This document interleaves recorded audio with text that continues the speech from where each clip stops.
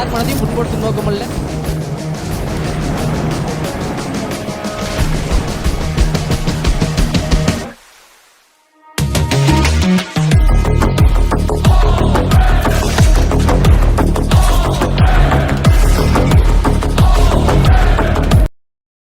நான் மச்சான் எக்ஸாம் எப்படி எழுதிருக்க?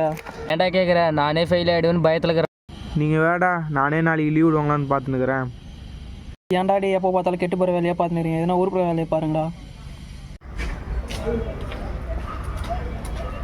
நாளைக்கா லீவுன்ற விஷயத்தை எப்படியாச்சும் கிஷோர் கையில் சொல்லி இந்த நேரத்துலையும் வேறு எங்கே போனான்னு தெரியல. டேய் கிஷோர், உன் கையில் ஒரு முக்கியமான விஷயம் சொல்லணும், வாடா. வரண்டா. என்னடா எதோ சொல்லணும்னு சொன்னேன். நான் சொல்கிறது யாருக்கும் சொல்லாத. காலேஜ் லீவ் வேண்டா, போயிட்டா.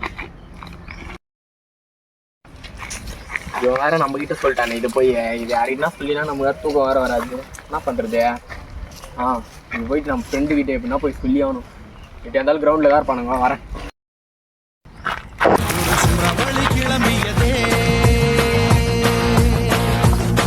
சிவதாண்டவம் தொடங்கியதே, சும்மா கிடந்த சங்கை. மச்சாங்க தெரிய ஓடானுங்கிறாங்கடா. பார்க்கறதுக்கு நம்ம ஆண்டு புள்ள மாதிரி இருக்குதுடா அது.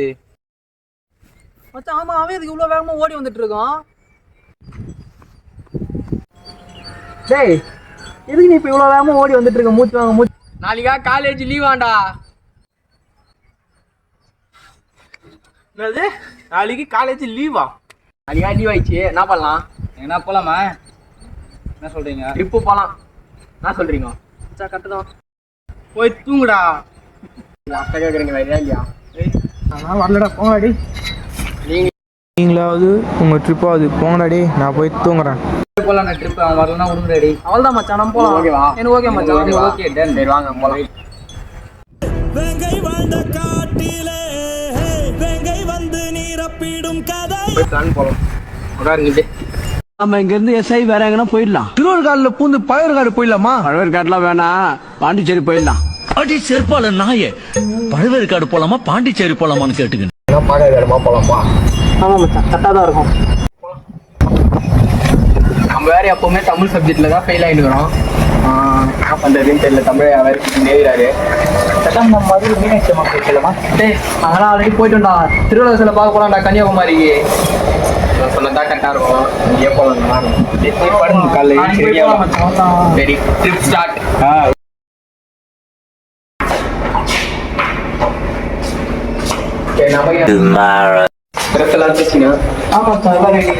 ஆமா நம்ம 2 பேரும் வந்துட்டோம். அந்த பொண்ணு பருவியதா ஃபோன் பண்றாடி. அவனுக்கு ஏற்கனவே டைம் ஆயிடுச்சுடா.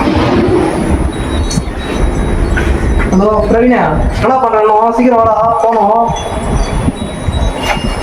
அத்தனை 2 நிமிஷம் வாங்கலாமா?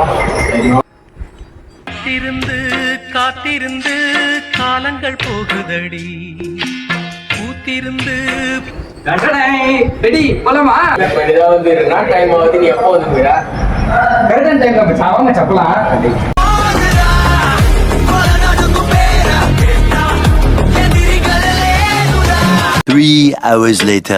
எப்படியோ வந்தாச்சுடா, வந்து சேர்ந்தாச்சு. இவர் என்ன பண்றாருன்னு இவருக்கு இவ்வளோ பெரிய சிலை கட்டி வச்சுக்கிறாங்க.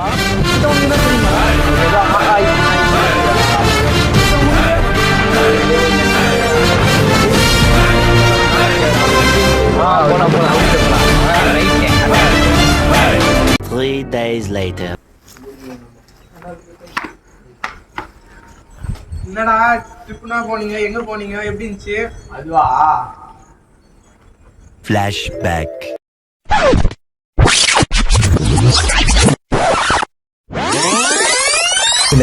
இந்தியாவின் தமிழ்நாட்டில் உள்ள கன்னியாகுமரியின் கடலுக்கு நடுவே உள்ள 30 அடி உயர பாறை மீது அமைக்கப்பட்டிருக்கு. இந்த வள்ளுவர் சிலையோட மொத்த உயரம் 133 அடியா காணப்படுது. இந்த 133ன்றது திருக்குறளினுடைய அதிகாரங்களின் எண்ணிக்கையை பிரதிபலிக்கிறதா காணப்படுது.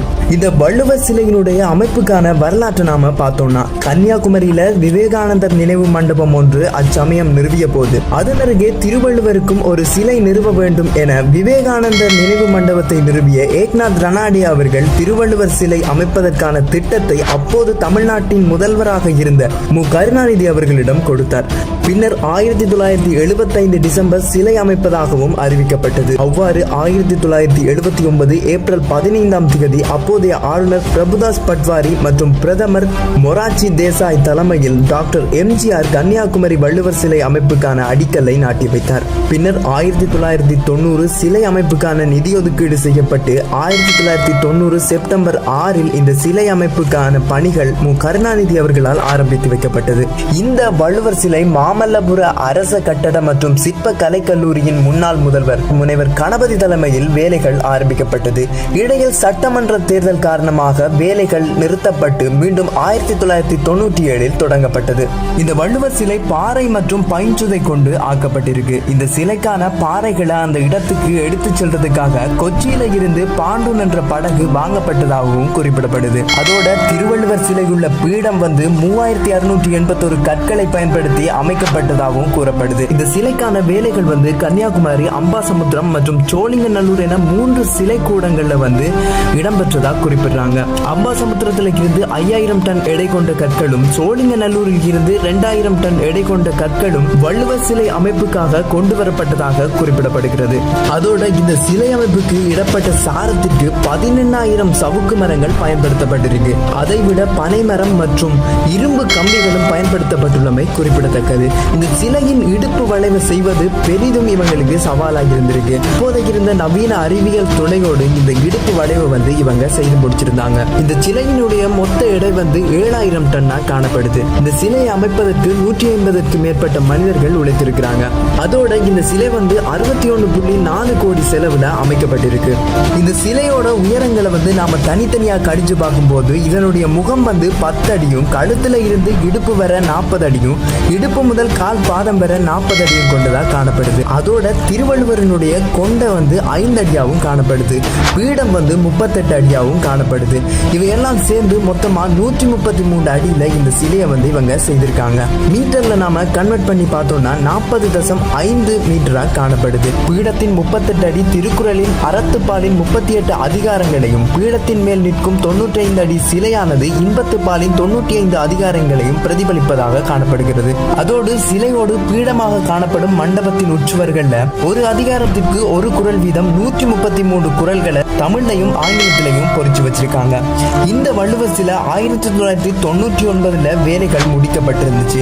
2000 ஆண்டு ஜனவரி 1 மக்களின் பார்வைக்காக இது விடப்பட்டிருந்துச்சு. இந்த சிலையினுடைய பராமரிப்பு பற்றி நாம் பார்த்தோம்னா, உப்பு காத்துல இருந்து சிலையை பாதுகாக்க 4 ஆண்டுகளுக்கு ஒரு முறை எப்போசைட்னு சொல்லக்கூடிய ரசாயன கலவை பூசப்படுவதாக குறிப்பிடுறாங்க. அதோட சிலையில படிந்திருக்கக்கூடிய உப்பை அகற்றுறதுக்காக காகித கூழ் பூசப்படுறதாகவும் கூறுறாங்க. அதோட இந்த சிலை உறுதியா இருக்கிறதுக்காக கட்டும் போதே சிலையினுடைய 130 அடி வரைக்கும் உள்ள வெற்றிடமாவே கட்டி வச்சிருக்காங்க. அதனால இந்த சிலை எந்த நேரத்திலேயுமே உறுதியா நிற்கக்கூடிய மாதிரி இருக்கு. இந்த சிலையோட புதுப்பிப்பு கடைசியா 2017 நடைபெற்று இருந்துச்சு. இந்த சிலையோட உறுதித்தன்மையை நாம பார்க்கணும்னா 2004 டிசம்பர் 24 ஏற்பட்ட சுனாமிக்கு அசராம நின்று நம்ம தமிழோட உறுதியை காட்டி இருந்துச்சு. இந்த பதிவு உங்களை நிச்சயமா சுவாரஸ்யப்பட்ட அவரோட வரலாறு என்னன்னு உங்களுக்கு தெரியுதாப்பா? எங்களுக்கு புரியுது தாத்தா. நன்றி, உங்களால ஏதோ அவரை பத்தி தெரிஞ்சுக்கணும். நாங்க போயிட்டு நன்றி தாத்தா. இந்த ஆட்டோ போதுமா குழந்தை?